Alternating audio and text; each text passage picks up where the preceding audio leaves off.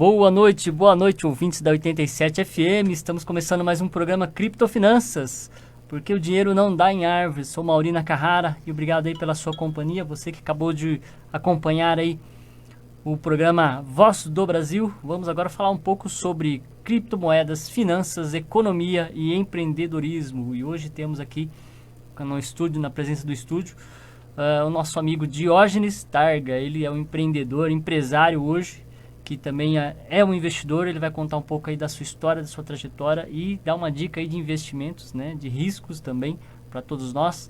Dá uma boa noite para a galera aí, Diógenes. Boa noite, ouvintes da 87 FM de Agudos. Boa noite, Mauri. Primeiro, agradecer a oportunidade de estar participando aqui do programa e dizer que nunca é tarde para a gente aprender, né? Primeira vez em 56 anos que eu estou entrando num estúdio. Muito obrigado pelo convite, Mauri. Show de bola, show de bola. E aqui todo mundo sabe que nós falamos muito sobre economia, sobre finanças, um pouco de criptomoeda no mundo dos criptoativos, né? Que também tem a ver com investimentos, e bastante empreendedorismo também, dicas aí para os empresários da cidade, empresários que estão nos ouvindo, né? Muitas pessoas nos ouvem também através da internet, pelo site 87fmagudos.com. E outros nos acompanham pelo Facebook, através da minha página do Facebook, né, o facebook.com/Mauri Nakahara. Se você quiser mandar alguma mensagem, alguma pergunta, alguma dúvida, pode utilizar aí a página, né, a minha página do Facebook, ou pode mandar pelo nosso WhatsApp, o WhatsApp aqui da rádio, que é o 14 3261 4400. Fiquem à vontade, ok?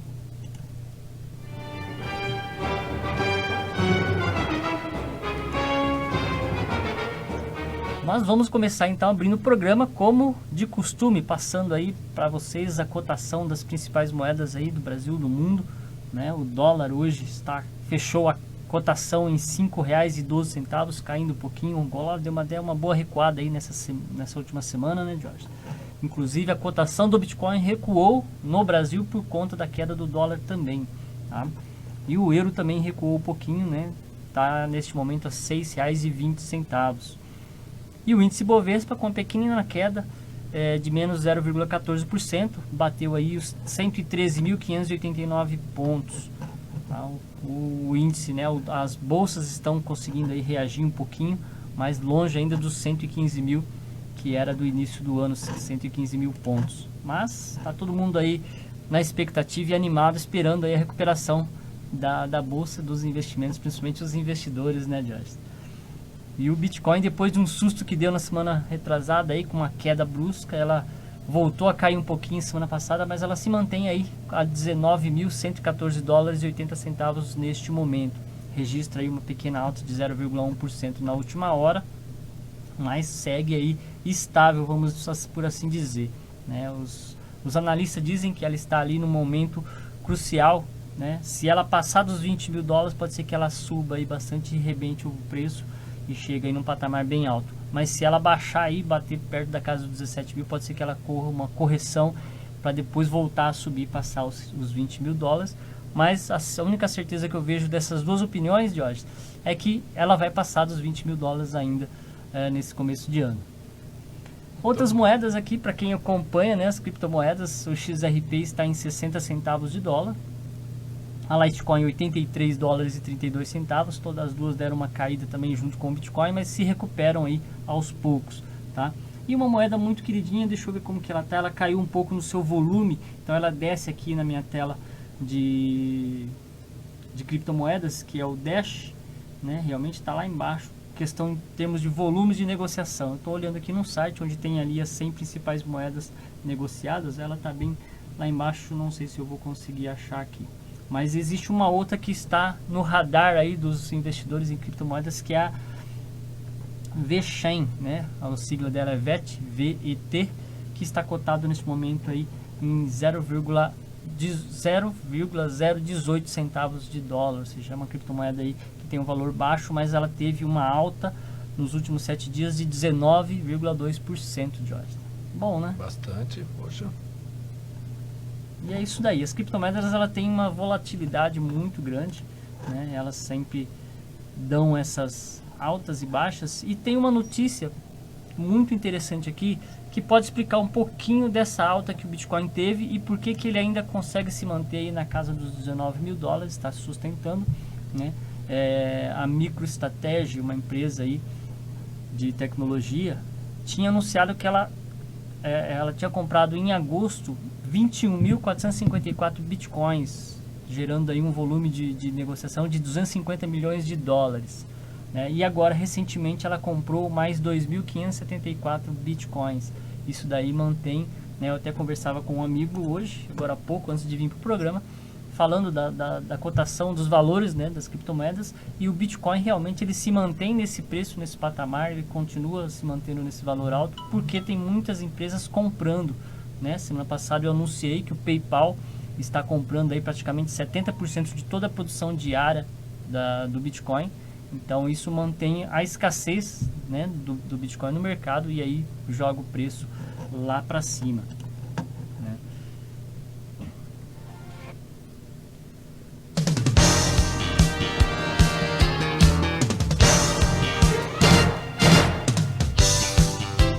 Continuando então ainda no gancho, né, das notícias das criptomoedas, existe aí uma previsão, né, tem uma previsão no site aqui da Criptofácil que a cada 3 pessoas, ou melhor, a cada 10 pessoas, 3 terão Bitcoin até 2024.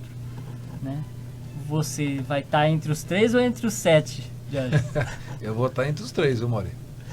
Pois é, então deixa eu pegar o nome aqui, é o Wu, mas tem o primeiro nome dele aqui, é Willy Wu. Willy Wu, ele é um especialista que faz as métricas sobre Bitcoin, ele analisa os gráficos, analisa aí o comportamento e através do comportamento das carteiras de Bitcoin, né, o crescimento dessas carteiras que vem tendo aí ano a ano, ele fez essa estimativa então que até 2024, 3% da população, né, 30% da população mundial terá Bitcoin. Então, deixa eu pegar aqui, ó. Em 2024, então, seriam mais de 8 bilhões de pessoas no mundo que vai ter o Bitcoin. Então, se você quer fazer parte dessas 8 bilhões, né, tá na hora de começar a pesquisar e se inteirar aí como fazer para entrar no mundo das criptomoedas. E é simples, né? E depois, na manhã, eu vou fazer uma reportagem junto com o pessoal aqui do jornalismo. Nós vamos falar como que você pode começar a investir em Bitcoin ou em criptomoedas, né? Você pode, por exemplo, um exemplo do Bitcoin, a partir de 25 a 30 reais você consegue comprar uma fração, né? Mandando aqui então uma boa noite para o Mark que está nos assistindo pelo Facebook, e nós vamos então conversar e bater um papo com o Diógenes Targa. Diógenes Targa, esse sobrenome ele é o que? É húngaro, dinamarquês? Porque alemão acho que não é, né? Não, Targa é italiano, né? Diógenes Targa e Abreu. Então, Targa da minha mãe, italiano, e Abreu do meu pai, descendência portuguesa. Né? Ah, legal. Pra você ver como eu não entendo nada de sobrenomes, né? Mas show de bola. Agora, então, conta um pouco então para nós, já se apresenta, na verdade, para o pessoal aí que está nos assistindo ou que está nos acompanhando pela rádio. Se apresenta aí, quem é o Diógenes, o que você faz aí. Legal. Bom, pessoal, boa noite mais uma vez aí. Meu nome é Diógenes.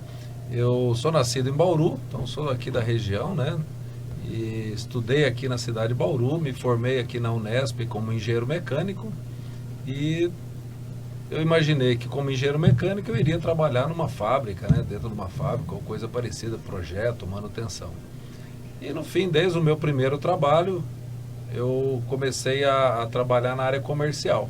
Então, aquele engenheiro que foi deslocado para a área comercial e comecei a pegar gosto pela coisa, comecei a me desenvolver como vendas, como gestão de vendas. Então, trabalhei em algumas empresas nacionais, algumas empresas multinacionais e sempre nessa área de vendas, depois gestão de serviço. Tive a oportunidade de gerenciar uma multinacional no Rio Grande do Sul, né, que são 2 desafios bem grandes, né? Primeiro, gerenciar uma multinacional com foco em resultado, foco em pessoas, e atuando no Rio Grande do Sul, né, que é um dos melhores estados do Brasil, muito exigente, e lá eu me desenvolvi bastante nessa área. E depois de 30 anos, Mauri, 30 anos trabalhando como CLT, carteira assinada, eu comecei a fazer alguns estudos, me desenvolver em alguma área, né? E eu acabei fazendo um treinamento de coach e comecei a me interessar pelo mundo das finanças, né? E porque o que aconteceu na minha vida pessoal, né? Eu sempre tinha promoções, me desenvolvia bem nas empresas, sempre começava a ganhar cada vez mais, mas é aquela história, né? Quanto mais você ganha, mais você gasta, né? Então nunca batia aquela equação matemática, né? Sempre estava eu correndo atrás do resultado para poder pagar as contas, né? Corrida dos ratos. A famosa corrida dos ratos. E foi interessante porque, por mais que a gente sempre dava certo, né? No final sempre dava certo. Mas aí meu filho um dia chegou para mim e falou assim: ô pai, por que você não leu O Pai Rico, Pai Pobre, né? E eu falei, mas por quê, né? Eu já tinha uma carreira, entre aspas, de sucesso, mas eu falei, poxa, tá bom. Ele pegou um dia e me deu esse livro, né? Eu falei, pai, dá uma lida, né? E eu sempre gostei de ler, Maurício, sempre gostei de ler, sempre tive um livro de cabeceira, sempre me desenvolvi através dos livros também. E quando eu li esse livro do Pai Rico, Pai Pobre, essa questão da corrida dos ratos encaixou com uma luva, né? Quer dizer, eu falei, poxa vida, né? Eu estou trabalhando, eu estou ganhando dinheiro, mas eu não consigo sair desse círculo vicioso de ou gastar tudo que ganha, ou pior, né? Gastar mais do que ganha, já contando com o 13º, já contando com a participação nos resultados. E a partir desse momento eu comecei a focar o meu desenvolvimento justamente nessa questão da educação financeira. E dali para frente a minha vida mudou totalmente. Normalmente, você citou aí, né? Normalmente a gente fica torcendo para chegar logo o 13º, que é para quitar as dívidas que tá para trás ali, para tentar entrar o próximo ano ali no 0 a 0, né? E é interessante porque durante esse período, né, mesmo na minha carreira de sucesso e alguns tropeços, tiveram momentos assim, Mauri, que da gente não ter dinheiro para pagar as contas, entendeu? Então, quer dizer, você sabia que ia dar certo, mas em alguns momentos do mês ou do ano, que você ficava, poxa, como é que eu vou fazer para pagar isso aqui, né? E a gente tem aquela cultura de cumprir com os compromissos. Sim. Você ficava noites e noites sem dormir. Mas era assim, comprava carro financiado, comprava apartamento financiado, tudo com juros comendo ali, né? Então essa educação financeira que eu comecei a adquirir, isso eu estou falando já de 2017 para cá, foi aí que eu comecei a pensar diferente. Aí que mudei meu mindset para começar a fazer a tal da reserva de emergência, né? Uma reservinha para, num caso de necessidade, a gente poder não ficar tão apertado assim, entendeu? Uhum. Então aí que eu mudei toda a minha filosofia de vida. E você falou de reserva.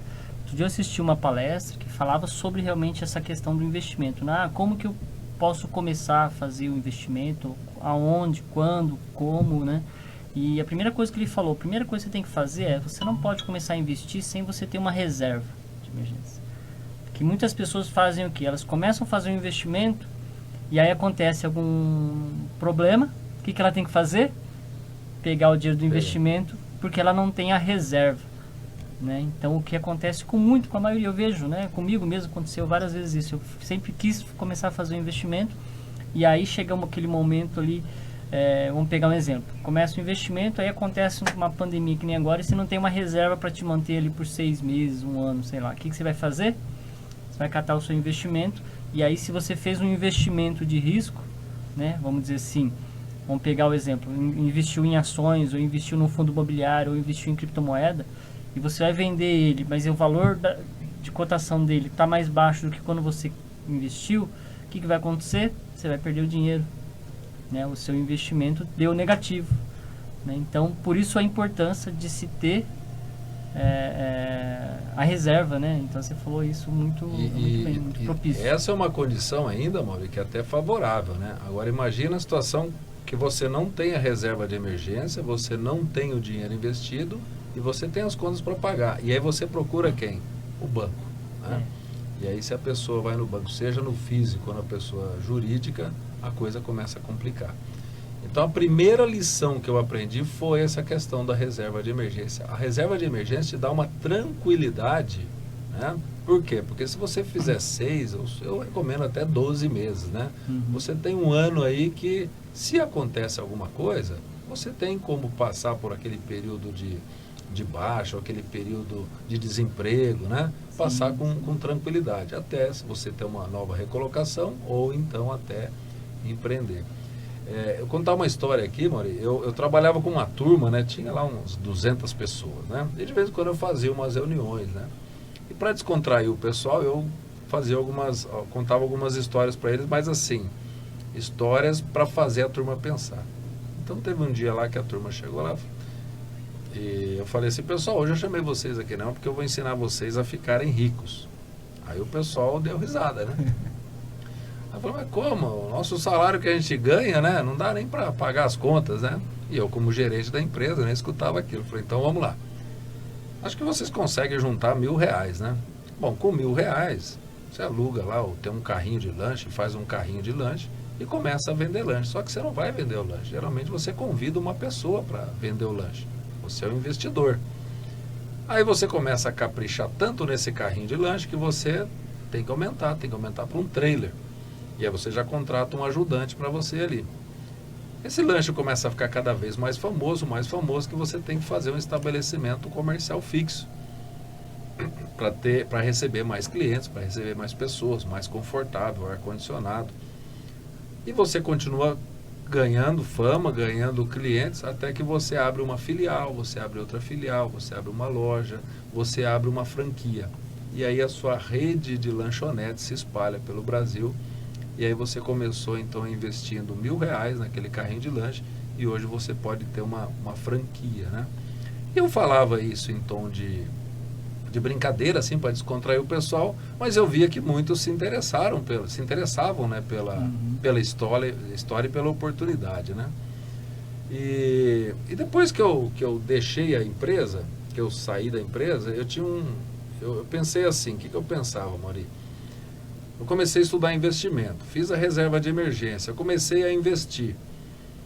E na escala de investimentos, né, você tem lá, a pessoa começou a investir, coloca lá na caderneta de poupança. E na verdade é uma reservinha, né, que tem lá, não é um investimento, vamos dizer assim. Aí você quer alguma coisa um pouquinho mais rentável, você vai ali no Tesouro Direto, depois você vai no investimento de renda fixa, depois você começa a investir renda variável, em fundos de investimentos, né? E aí vem naquele negócio que todo mundo tem medo, vamos investir na Bolsa. Hoje, você que sabe disso, hoje tem quantas pessoas investindo na Bolsa no Brasil? Acho que não tem 2 milhões, né? Não, é a média de 1% mais ou menos. 1%. Então, quer dizer, hoje nós estamos chegando a 1%.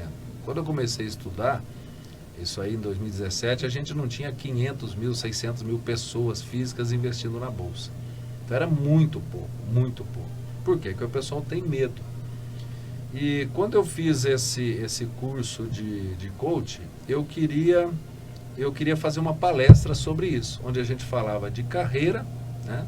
Como se desenvolver na carreira, como investir o dinheiro e empreendedorismo. E interessante que nesse grupo de pessoas que estavam na palestra, tinha alguns empresários, tinha dentista, tinha dono de restaurante, tinha alguns empreendedores ali. E durante a palestra eu perguntei para a turma quem tinha investimento na Bolsa de Valores. E a resposta foi quase unânime, né? Eu falei assim, não, na Bolsa não dá para investir, é muito arriscado. E eu achei muito interessante a resposta, né? Porque eu falei para eles assim, é verdade, investir na Bolsa sem conhecimento é muito mais arriscado ainda, né? Então, para investir na Bolsa tem que ter conhecimento, tem que ter dedicação, tem que estudar, tem que acompanhar as pessoas que entendem disso e tem que ter dedicação, né? E aí eu falei para ele assim, olha, você sabia que na escala de investimentos só tem um investimento que é mais arriscado do que investir na Bolsa. E o pessoal, mas qual que é? É você investir na sua própria empresa. Tá? Imaginamos o seguinte... Não é que é verdade mesmo? Se você pegar R$1 milhão, investir na Bolsa de Valores e perder tudo, você perdeu R$1 milhão. Você perdeu tudo, mas não está devendo nada. Sim. Se você investir esse mesmo R$1 milhão numa empresa e você perder tudo, sua empresa quebrou, o que sobra para você? Dívidas. As dívidas trabalhistas, o aluguel atrasado e não sei o que. Quer dizer, você ainda fica com um passivo que você tem que resolver esse problema. Então, por isso que fala que mais arriscado do que na bolsa é você ter a sua própria empresa. Né? Sim, a pessoa ela tem que saber muito mais como gerir né? Porque a bolsa, eu vejo assim, né? Todo investimento de risco, né? Seja na bolsa, seja num fundo imobiliário, ou, não é você que vai estar, não vai ser o seu trabalho, a sua mão de obra ali diretamente que vai interferir no resultado do seu investimento. Agora a empresa não, a empresa ela depende, vamos dizer assim, maior parte da pessoa que está investindo, né? Da sua dedicação, de quem está investindo, dela saber gerenciar, dela saber fazer todo o trabalho. E você falou agora e veio para mim na cabeça uma questão que a gente pode ligar muito bem com o trabalho que o Sebrae faz, que é o de capacitar as pessoas para abrirem um negócio antes. Porque muitas pessoas elas fazem isso mesmo, ela abre um negócio depois que vai aprender como é que faz, né? Eu tive a oportunidade até de fazer um curso no Sebrae, porque você imagina, né? 30 anos trabalhando como CLT, por mais que você cresça na carreira, você tem uma estrutura por trás, né? Você está numa empresa grande, então eu tenho lá, preciso de alguma coisa de marketing, tenho o departamento de marketing, eu preciso de alguma coisa de logística, tenho o departamento de logística. Então eu fui fazer o Empretec, fiz o Empretec do Sebrae quando eu voltei aqui para Bauru, convidado por uma amiga minha, eu fui fazer o Empretec. E ali eu tive uma outra visão do que é você empreender no teu próprio negócio, né? E foi muito interessante, porque quando a gente... Eu tive uma oportunidade, antes de chegar na nossa empresa, né? Eu tive uma oportunidade de voltar para a minha cidade, para Bauru. Eu estava no Rio Grande do Sul, voltei para Bauru, uma decisão minha. Eu falei, o que eu vou fazer em Bauru? Então, peguei e investi o dinheiro de uma forma que eu tivesse uma renda mensal que me mantivesse. Eu falei, e agora, o que eu vou fazer? Né? Eu não sou mais nenhum menino, mas ainda tenho muita lenha para queimar, né, Maurício? Então, 55 anos, agora 56, eu falei assim, eu quero ocupar o meu tempo e quero desenvolver algum trabalho. Eu fui convidado para trabalhar de consultor, de vendedor numa empresa, mas eu pensei, poxa, eu vou fazer mais do mesmo, né? Mais do que eu fiz a vida toda. E nisso eu recebi um convite de um amigo meu de empreender junto com ele. A empresa dele já vinha num crescente desde 2012, o Tadeu, e ele falou assim, vem se associar comigo aí.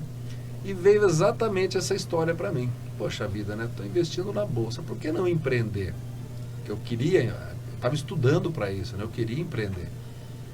E aí me associei com o Tadeu, depois com o Marcelo e mais tarde o Donizete.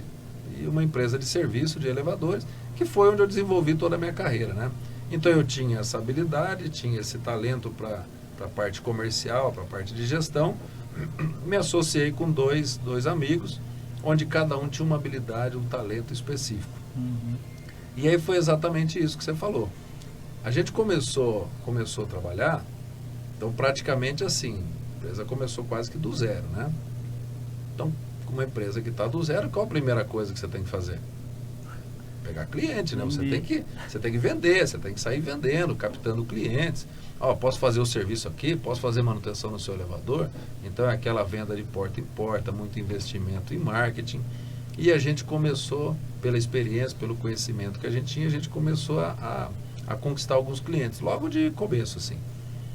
E foi interessante, né? Porque chegou uma hora que a gente parou para pensar, mas assim, 3, 4 meses depois. E nós vimos que estava entrando dinheiro na empresa e estava saindo dinheiro da empresa. E as contas estavam sendo pagas. Mas e aí, qual o resultado da empresa? Aí nós paramos, né? Vamos analisar o que está acontecendo. Aí nós tivemos que contratar um sistema que nos desse o fluxo de caixa, formação de preço, nós começamos acelerado e sabe aquela história do parar para afiar o machado? Então nós paramos para afiar o machado, nós 3 conversamos, alinhamos algumas coisas, nos estruturamos na questão financeira para depois continuar cortando as árvores, continuar captando clientes. Então também ali, né, no empreendedorismo a gente aprende bastante, né? Sim. Porque não é só a captação de clientes, você tem que saber fazer a gestão financeira disso, a gestão do cliente, a gestão do serviço, né? Isso é interessante, né? Essa questão do afiar o machado. A gente pode até fazer uma comparação com aquela questão, quando você não sabe para onde vai, qualquer lugar serve, né? Então, vocês podiam estar caminhando aí para uma direção que talvez hoje a empresa poderia até nem estar mais no mercado, né? Porque eu acho que um dos grandes erros que eu sempre converso com amigos, né, também, pessoas que são empresários, assim, a gente sempre conversa e eu sempre falo muito disso. Tem que tomar muito cuidado, porque às vezes a gente fala, nossa, esse mês que estou vendendo, estou arrebentando, não estou dando conta. Mas e como é que está o custo, né? Como é que você está controlando o seu custo? Como é que está o seu gasto? Você está tirando mais dinheiro da empresa porque a empresa está vendendo mais? Porque quando você é microempreendedor, né, muitas pessoas misturam mesmo a questão do dinheiro pessoal e o dinheiro da empresa. E aí, só porque está vendendo mais, ela acaba aumentando os gastos pessoal e aí chega lá na frente e ela tem um rombo ou seja, precisa reinvestir na empresa e não tem mais o capital que deveria ser reinvestido na empresa. Então, assim, eu vejo muitas pessoas cometerem esse erro, né? Quando a gente parou para fazer assim, vamos estruturar nossa empresa na questão financeira, como é que vai ser? Como é que vai ser daqui para frente? Porque está entrando dinheiro, nós estamos comprando as coisas, estamos atendendo bem os clientes estão gostando, mas como é que vai ser, né? E a gente definiu, então vamos lá, vamos definir primeiro o nosso Prolabore, vai ser de X, todo mundo vai ganhar igual, cada um vai ter uma atividade que vai somando, vai agregar para o cliente. A gente começou a definir essas coisas. Conforme fomos definindo essa questão financeira, a gente começou a andar junto, né? Mais rápido, melhor, cada um fazendo a sua atividade.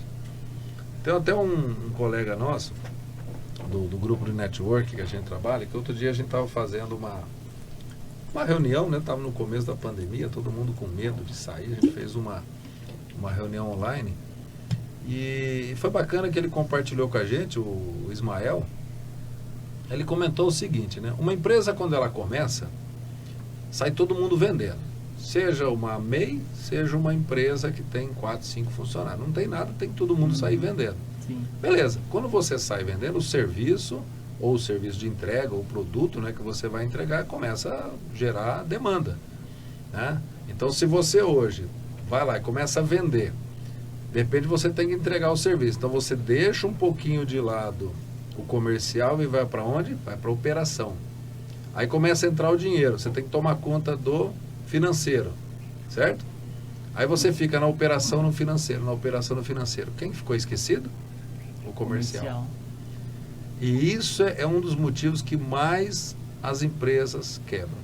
Por quê? Não, porque agora eu já estou com um volume de clientes necessário e suficiente, eu vou crescer e tal, e esquece de fazer o quê? De dar aquela atenção para o cliente, de fazer um agrado para o cliente, de dar uma atenção especial naquele produto, naquele serviço que você entrega para ele.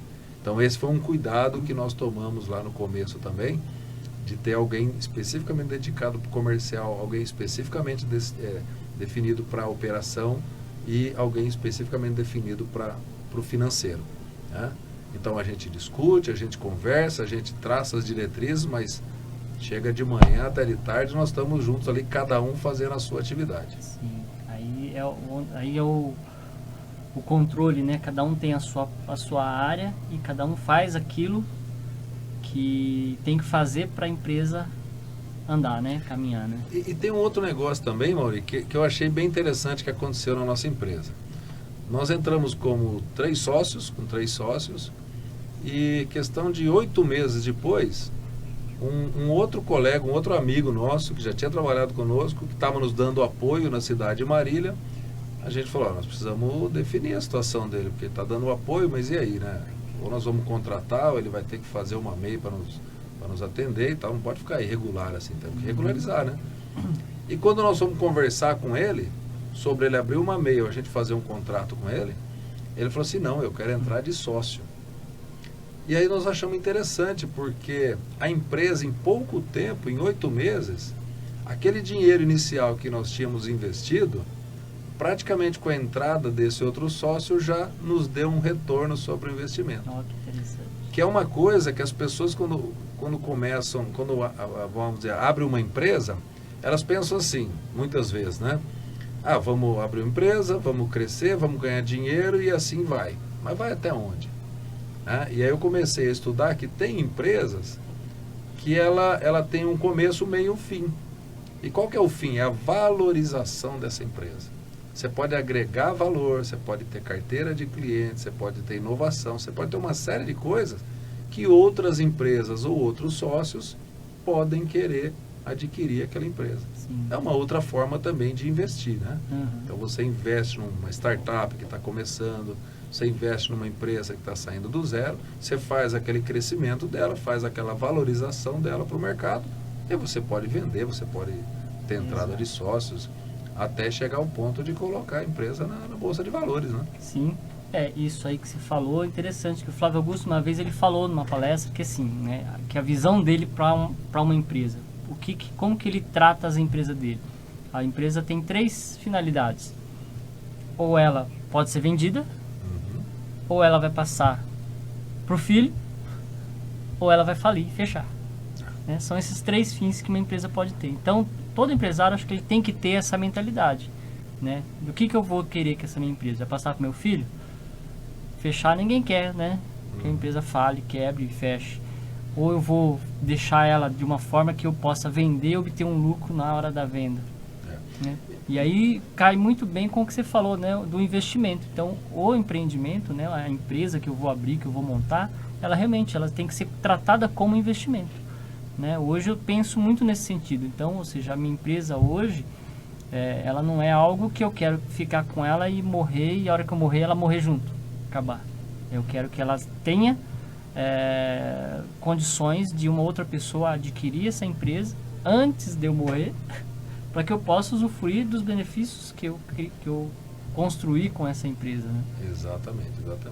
E tem uma coisa interessante nisso aí, Mauri, que muitas empresas, elas começam no sentido, é uma oportunidade de negócio aqui, isso aqui está dando dinheiro, então vamos para isso e tal. Eu tenho um pensamento um pouco diferente disso, né? Então, por exemplo, a nossa empresa, ela tem um propósito. Né? A nossa empresa tem um propósito de ser a empresa que presta melhor serviço de manutenção preventiva de elevadores de Bauru e região. É um propósito. Só que esse negócio do propósito, nós temos que separar. Uma coisa é você achar, eu preciso descobrir o meu propósito. Né? Então já começa errado. Não tem como você descobrir o seu propósito, como se fosse um pote, né, de vidro, onde você vai ali, destampa, né, você descobre aquele pote, a hora que você olha dentro, meu propósito está aqui. Não tem como ser assim. Então o que eu aprendi também estudando, né, e fazendo curso de treinamento? Primeiro, antes de você pensar no propósito, pensar primeiro nos seus talentos. O que nós temos de talento? Quais os talentos que cada um de nós tem? São mais de 80 talentos que a gente pode se identificar com ele. Então, por exemplo, você está aqui na rádio, você está levando informações sobre finanças toda segunda-feira, então você tem essa dedicação, você tem esse talento de vir aqui e apresentar sobre isso, né? Tem pessoas que, de repente, diante do microfone não vai conseguir falar nada, né? Vai travar. Sim. Então, é um talento que você tem. Uma pessoa que é bonita, né? Ela pode ser um modelo fotográfico, um modelo de desfile, tem vários tipos de talento. Uma pessoa que gosta de viajar. Então, antes de tudo, a pessoa descobrir qual é o talento dela, identificar qual é o talento. Uma pessoa que sabe fazer bolo, por exemplo, adora fazer bolo, faz com facilidade. E se eu for fazer um bolo, Maurício, tenho dó de quem for comer meu bolo, porque não vai sobrar nada, né? Então, primeira coisa, identificar o seu talento. A partir do momento que você identificou o seu talento, bom, o que eu posso fazer com esse meu talento que vai trazer benefícios para alguém, para algumas pessoas, para alguma empresa ou até para a sociedade. Então, a partir do momento que eu defino o meu talento e descubro quem eu posso atender e isso tem mercado, eu vou fazer o que com o meu propósito? Eu vou definir o meu propósito. Então, o propósito ele tem que ser definido. Definido por quem? Por cada um de nós. Eu sempre conto a história assim do surfista, né? Alguém acorda o surfista 5h30 da manhã para ir lá para o mar gelado? Ninguém acorda o cara. Mas ele acorda, ele vai para o mar, porque a melhor onda é aquela de 5 horas da manhã até as 9 horas, ele vai lá, né? Eu, por exemplo, não consigo ficar em pé numa prancha de surf. Mas ele vai lá e ele começa a se equilibrar, ele começa a aprender, ele começa a se desenvolver naquelas ondas, porque ele tem o talento para isso. Um dia tem um campeonato ali na praia dele, né? E por acaso ele vai lá, se inscreve e tal e ganha. Ele ganha R$1.000 de premiação. Daqui a pouco ele está em outra praia maior, um campeonato melhor, ele já ganha R$5.000. Daqui a pouco ele tem patrocínio. Daqui a pouco ele está participando lá em Florianópolis, daqui a pouco está lá no Havaí, e aí já está com uma renda mensal maravilhosa. Fazendo o quê? Fazendo aquilo que ele tem talento para fazer. Então a pergunta que a gente faz é a seguinte: o que você faria até de graça, né, que você poderia fazer? E isso que você faria até de graça, pode ter certeza, alguém vai pagar para você, para ter aquilo lá. Sim, entendeu? com certeza. Isso é bem interessante também, essa visão, Jorge, achei bem pertinente. Porque assim, vamos pegar um exemplo lá do Érico Rocha, ele tem ali aquele fórmula de lançamento dele, e ele tem vários cases ali de coisas que você fala, nossa, cara, isso, ela tá ganhando dinheiro com isso. Outro dia eu vi lá numa entrevista, a mulher, ela fez um curso ensinando a fazer suspiro. Eu falei, gente, isso aí minha mãe fazia lá, não sei o que, ela tá ensinando as pessoas a fazer um suspiro. Eu falei, nossa, você vê como que às vezes é uma coisinha que pode fazer, chamar a atenção e fazer a diferença na vida das pessoas, né? Que pode ser o seu talento, né? Você utilizar o seu talento para algo, passar para as pessoas e aí, né, vamos dizer assim, você descobre o seu talento. Não, você define, né, o seu propósito. Define o propósito. Eu tenho 2 filhos, né? Tenho um filho de 28 para 29 anos e uma filha de 26. E eu sempre falei para eles o seguinte, né? Que a moçada hoje cresce já pensando em dinheiro, né? Isso aqui vai dar dinheiro, vou fazer esse curso porque vai dar dinheiro. Eu sempre falei assim, ó, tudo na vida dá dinheiro. Tudo. É só você fazer bem feito e fazer aquilo que você gosta.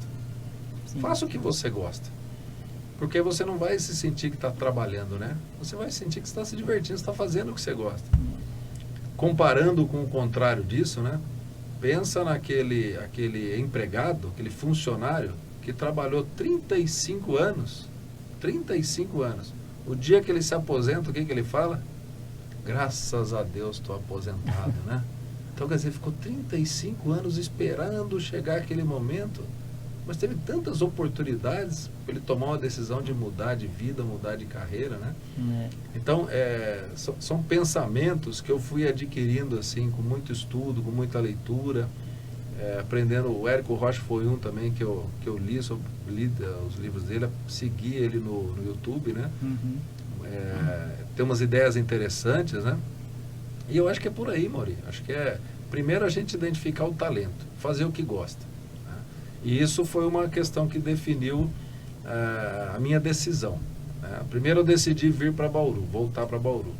Falei, poxa, já viajei para tudo quanto é lado, né? Já trabalhei em Campinas, já trabalhei em Brasília, já trabalhei em Porto Alegre. Eu falei, não, agora 55 anos, vou voltar para Bauru e lá eu vou ver o que eu vou fazer, né?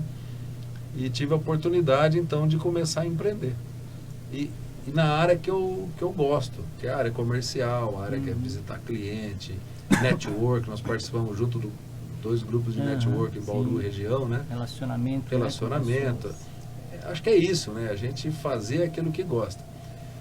E aí quando o pessoal fala assim, mas vamos focar no resultado, eu acho que tem que focar no dia de hoje, naquilo que você gosta de fazer hoje. E o resultado vai ser a consequência disso que você está fazendo bem feito hoje. Exato. Né? Não existe colheita se você não plantou, né? Você tem que estar plantando, todo dia você planta, né? Daqui a pouco um cliente vai te achar, um cliente vai te desejar, um cliente vai querer te contratar. Exato. E você tem que fazer sempre melhor do que você fez ontem, né? Porque esse vai ser o diferencial para você continuar crescendo e o seu resultado continuar crescendo, né? Porque se você continuar fazendo sempre igual, sempre a mesma coisa, tudo sempre igual, o seu resultado vai ser sempre igual. Sempre igual. E tem mais um detalhe também. Quando a gente fala assim, o empreendedorismo, né? Vou empreender. Mas o Brasil é tão complicado, tem tantos impostos, tem muita legislação, muita coisa. Eu concordo, tem mesmo. Mas e lá na empresa que você está trabalhando? Também não tem? Também não tem um colega de trabalho, também não tem um chefe, também não tem as normas, também não tem as exigências, não tem o resultado, não tem as reuniões, tem uma série de coisas também. Tem horário para chegar. Horário para chegar, horário para sair. Horário de almoço. Tem uma série de coisas. O empreendedorismo, ele te dá a oportunidade de, se você faz bem feito e se diferencia no mercado, você tem a chance de se destacar. Sim. Esse é o grande pulo do gato. Por quê? Porque na maioria, né, dos negócios, as empresas estão mais ou menos iguais. Então, se você vem com alguma coisa diferente, que entrega melhor, que faz melhor, e principalmente, Mauri, que a gente percebe muito isso, atendimento ao cliente, né? Então, a gente comenta lá na MR Elevadores, né, na empresa, que a gente faz o show do melhor atendimento. A gente mostra fotografias de antes da gente fazer manutenção e depois que nós fizemos a manutenção. A satisfação do cliente, toda a atenção que a gente dá. E, na verdade, o que a gente está fazendo é aquilo que a gente aprendeu a fazer na nossa carreira. Seja eu, Marcelo, Tadeu, Donizete. Né? Então, esse é o diferencial que a gente está fazendo. Atenção ao cliente, qualidade da manutenção, entendeu? Isso que eu acho que está diferenciando quem faz bem hoje. A empresa passa a ser um sucesso. Sim, com certeza, né? Com certeza. Que papo maravilhoso, já. Estamos aí quase no final do programa, são já 8 horas e 47 minutos, o tempo voa, né? Quando a gente escorre bem o papo. Mas voltando ainda a falar do propósito, me veio agora aqui, sim, né? Acho que todo mundo tem que ter um propósito, né, Jorge? Todo mundo precisa encontrar aí, definir o seu propósito e seguir ele. Porque se você não tem um propósito pelo qual você faz, você vai trabalhar pelo propósito do outro, de alguém, ou seja, você vai ajudar a realizar o propósito, né, de outra pessoa. Se você não corre atrás do seu propósito, não se preocupa em realizar o seu propósito. Então isso é outra coisa assim que eu achei muito importante, muito interessante também ter colocado.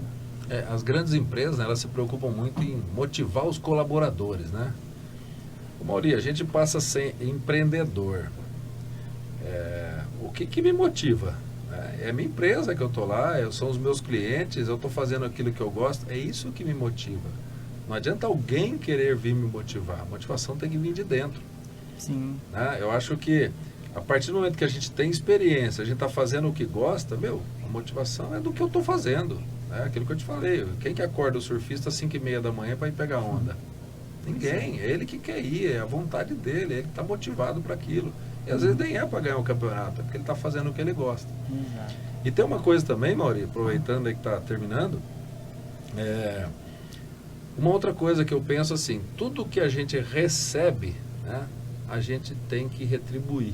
Então, se eu recebi coisas na minha vida, na minha experiência de carreira, de gestor, de comercial e agora como empreendedor, eu estive pensando uma forma de retribuir isso para outras pessoas, para outras empresas, que a gente fala assim, que é para encurtar o caminho, né? Será que todo mundo precisa passar por aquilo que eu passei? Ou tem um jeito mais rápido de chegar lá? E pensando nisso aí, a gente está criando agora uma consultoria que se chama Gestão Lucrativa, onde a gente vai trabalhar na parte comercial, se a empresa necessita aprender um pouco mais da área comercial, na gestão de pessoas, se a empresa tem um colaborador, na gestão de clientes, na gestão de resultados. Tá? Para quê? É uma forma da gente retribuir tudo aquilo que a gente aprendeu, devolver para pequenas empresas, pessoas que estão precisando desse apoio. Né? Então deixo aqui o convite aí para o pessoal, quiser aprender um pouco mais, quiser compartilhar, quiser conversar conosco aí, eu fico à disposição. Show de bola, perfeito. Isso é muito interessante e eu gosto de dizer muito que quando eu comecei nessa área, eu tenho uma outra empresa também que é na área de confecções e brindes, estamparias e tudo. Quando eu comecei a me aventurar nessa área, nesse setor, eu recebi muita ajuda de pessoas da mesma área, né, do mesmo setor. Eles ajudaram, outras pessoas deram dica e tudo. E depois, com o passar do tempo, eu fui fazendo a mesma coisa com outras pessoas que foram surgindo, entendeu? E isso eu senti que ajudou bastante o crescimento, né? Não só meu, mas como das outras pessoas também. Então isso que é interessante, né? As pessoas, hoje eu falo para todo mundo, né? Eu falei, eu não vejo nenhuma outra pessoa do mesmo setor meu como um concorrente.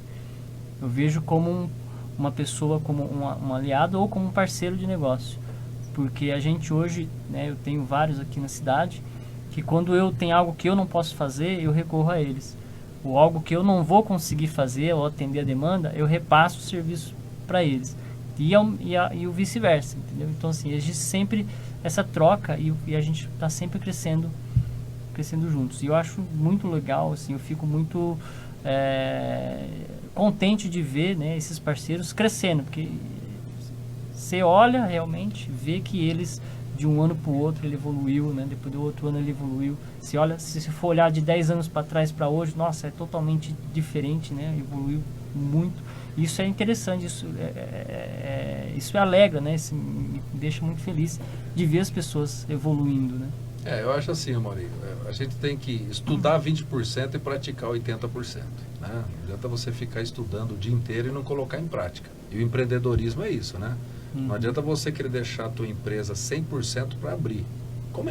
Primeiro começa. Aí depois você vai arrumando e vai melhorando. Vai estudando e vai praticando. E a partir do momento que você aprende, você começa a ajudar os outros. Tem empresas ou pessoas que pensam assim que o concorrente é um inimigo seu.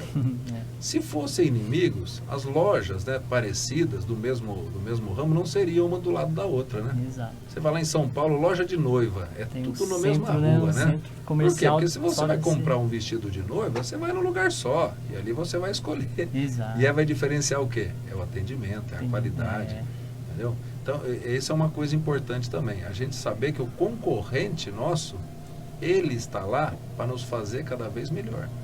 Né? Porque aquela história, se eu fico parado, eu tô ficando para trás, né? Andando hoje em dia, a gente está ficando para trás, né? O pessoal está correndo.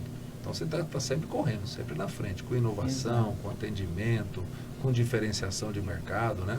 Então, esse o concorrente nos faz crescer sempre. O concorrente ele tem que ser aquela pedra no seu sapato, mas que te incomoda para não ficar na mesma. Você vai lá, nossa, ele está fazendo isso aqui, então eu vou fazer algo melhor para chamar a atenção de outros clientes que compram aquele produto dele ali, mas vai ter clientes que não compram aquele produto. Então eu vou ter que ter uma outra coisa para chamar a atenção desses outros clientes também, entendeu? E aí você vai girando a roda, né? Ou seja, vamos pegar, você deu o exemplo das noivas ali, né? Então, cada mulher tem um gosto, né? Então, de repente, ela vai entrar, pode ser o vestido mais lindo do mundo que for, mas de repente ela não gostou. Mas ela bate o olho numa outra loja lá e gosta daquele vestido, né? Então, por isso que essa opção, né, de escolhas é justamente por questões de individuais de cada cliente, né? Cada cliente tem o seu individual, né? Cada loja outro dia eu estava rapidinho, outro dia eu fui comprar uma chuteira, né? Na Rua do Comércio, fui lá e tal, entrei numa loja cheia de tênis e perguntei, escuta, você tem chuteira no seu site? A moça falou assim, eu não tenho. Mas ó, vem cá, naquela loja lá, ali na frente, 2 quadras para frente, tem. Eu falei, então você procura o fulano lá, o Rogério, procura o Rogério. Chega lá, quem é o Rogério? Sou eu. Aquela moça lá da outra loja me indicou você para comprar chuteira aqui. Aí ele pegou e falou para mim, eu sei, é minha esposa. Então, quer dizer, um trabalha numa loja, outro trabalha na outra. Quer dizer, se não tem aqui, a comissão vai para a mesma casa, né? Lugar. E esse é o espírito de ser concorrente, né? É um ajudando o outro. Se eu não tenho aqui, compra do meu vizinho, né? Entendeu? Nós vamos crescer junto, é um ajudando o outro. Exato. É isso aí, bem legal, gostei Pena que o tempo passa rápido, né, Jorge? Muito bom, mano. Né? Foi muito bom, agradeço aí a sua presença. Eu que agradeço, Maurício. Agradeço muito a oportunidade aí e parabenizo você pelo seu trabalho, cara. Parabenizo, show de bola, tá de parabéns aí. Tem um Nadson lá de São Paulo, ele é um advogado lá de São Paulo, ele falou que ele estará entre os 3, ele viu o início do programa lá, ele vai estar entre os 3 também, a gente tá... Fala com o mestre Mauri aqui que ele entende do assunto, hein? Então, e a gente tá para marcar para eu fazer uma consultoria com ele ali, explicar como que funciona, como que ele tem que fazer para abrir conta aqui, lá, como é que compra, ele é um dos que a gente vai conversar ainda até o final do ano para ele ensinar ele como entrar nesse mundo aí de investidores, né? Mas legal, muito obrigado, Jorge, foi bom aí conhecer um pouco a sua história dos investimentos, né? Eu acho que essa revelação do do investimento de maior risco que existe hoje. Foi bem legal, assim, foi bem espantosa aí para nós. E acho que os ouvintes também estavam na expectativa de saber, né, essa trajetória. E agregou muito, pelo menos para mim, né, em termos de empreendedorismo, em termos de investimento, né? Então já a gente olha com outros olhos hoje a nossa empresa. E aí fica aberto, se você quiser falar aí alguma coisa, né, colocar aí suas considerações finais aí. A gente tem ainda mais uns 4 minutinhos, fica à vontade. Tá. Não, então só agradecer mesmo, Mauri, pela oportunidade, né? Eu acho que eu digo assim que eu sou sempre um aprendiz, né? Então com 56 anos estou entrando no estúdio de rádio aqui, então muito show, parabéns mesmo.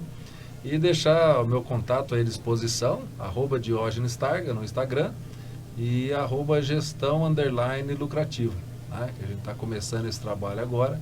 E a ideia é essa, compartilhar experiência, trocar ideia. Acho que quanto mais a gente compartilha, a gente vê isso lá nos nossos grupos de network, né? Sim, funciona muito. A cada encontro que a gente faz entre um empresário e outro, a gente leva experiência, ganha experiência. Sim. Tem coisa que a gente traz para o nosso negócio, tem coisa que a gente leva para o negócio do colega lá. Então é isso, e agradecer muito pelo convite e pela oportunidade, Maurício. Muito obrigado aí. Show, obrigado. O Mark lá de São Paulo também está dando parabéns aí pela entrevista, né?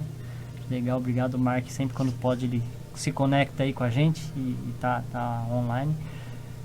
Quando eu fazia a live pelo Instagram, o pessoal participava mais. No Facebook o pessoal não participa muito, não. Estou pensando seriamente em voltar para o Instagram, mas o Facebook ele dá uma cara mais legal aqui.